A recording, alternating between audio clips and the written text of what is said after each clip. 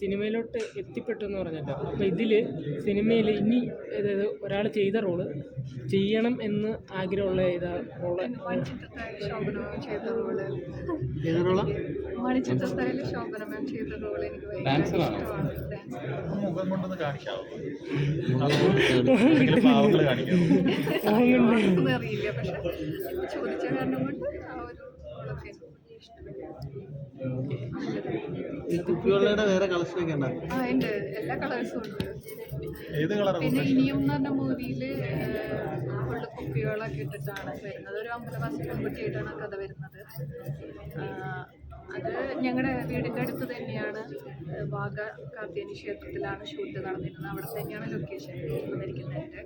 അപ്പം അതിൽ ധാവണിയാണ് മൊത്തം ഷൂട്ടിലും ധാവണി തന്നെയായിരുന്നു. ധാവണി സെലക്ഷൻ നല്ല കോസ്റ്റ്യൂമായിരുന്നു.